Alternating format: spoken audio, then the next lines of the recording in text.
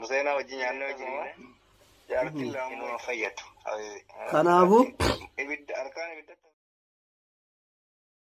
Jedhamni gariin dalaydeetiniin dhanyaachiftee har'a tarteef jennaan. Ani Zaynaba yookaan Ummu Firaa'oliin fuudhee guyyaa takka dalagaa argadhe.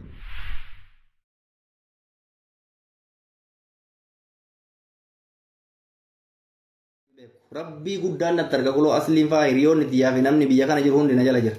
Takka dalagaa erguu miti manni hojii eessa akka ta'e hin beektu. Akka dhiirri jaartii jiraachifatutti nugusa isii godhee jiraachifadhe.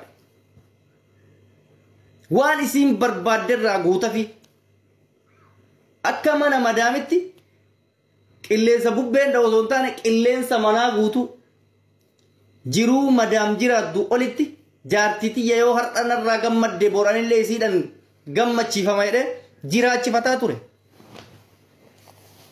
Ilmoo tiyyata har'a of biraa qabu tana guyyaa takkaan harkarratti hin baadhee jirti akka namaa ergadhee mallaqa isii irraa nyaataa maaliin jenna.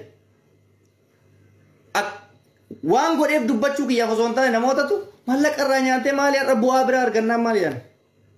Ani takkaa wallaahi wabbillaahi kuloo hiriyoonni kiyya hundi na jala jiran namni baay'ee na jala jira. Haqa namas nyaadhee hin beeku mallaqa namas sumunii tokko fudhee harka kiyya irra kaa'ee hin beeku mallaqa kiyyatu nama bira jira malee.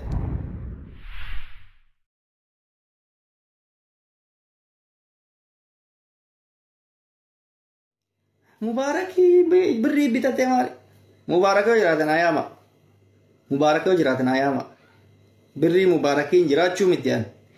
Maal akkaan irraa qabu mallaqa akkamii akkaan irraa qabu haa dhufee dubbatu mubaarak. Summa billaahi laziim haqa xiyyan nama bira jira malee hayi namaa takka na bira hin jiru. Takka an nama xaaratee buluudha. Nama maatii ofii mataa ol qabachiise maatii kiyyaa miti maatii isii mataa ol qabachiisee nama jiraachisaa tureedha anar. Kabajaan nanarra maatii isiitti qabu hundi kana ta'ee jechuudha. Karaa argitee namni afaan ofii dubbachuu dhiisee karaa qaxxaamuraatiin nama namatti ergu akka waan reediin hin beekne. Mee amma fakkeenyaaf warri iccitii akkana ta'anii haasaan suni eessaa dhagayan tokko eessaa dhagayan. Addunyaa laandaan ፈጣሪ ለቤቴ ምሰሶና ካስማ አልሰጋም ጸጋ ፍቅር አለኝ ውበቴ ለኔ ትልቅ ግርማ ካንተ በቀር ሌላ ማን አለ በምድራችን ውብ በቀለ ስጦታን የአምላክ ችሮታ ውበቴን የማትረታ Isi bakki ilmurra sinfa yaddabo jaartii lamaal qoraa gubatta buleesagi. Mee ati dalgaan tuqiin ilaali bakka nisi araarfadhee si hima ati dalgaan ala seenatiin. Garuu ani beektaa si dhoorgullee fedhu maalifi? In qannaatee manaa littila hin jilin dandeessaa taawwan akkasiin jaaladhu akka gorsa obbolummaa hojii nyaanna sitti garuu ayaa hawwatta. Amma haasawni kee haasa'u maqqinaatiif fakkaata dhugaa dubbachuu yoo kanaaf si jedhee dhuguma maaliif beektaa bakka asliin diyaaspoora argate inni waan hin arganneef natti naafe waan jechuun maltuuf si dhoorgullee natti ulfaata garuu immootu akkasumaan jettee dhiisuu naa wayya maaliif Museenaa wajjin nyaannoo jiriine sillee akkasuma jaartiin laammoo qabda inuma fayyadu.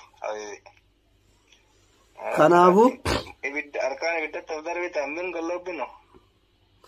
Maal qaxxaareetu mana ta'etti sun birrii as ergite birrii sun achi as ergitu sana wajjin nyaanna yoo maqaaxxannoo. Rakkoo birrii qabda abbo. Waa rakkoo birrii qabda. Rakkoo birrii qabu.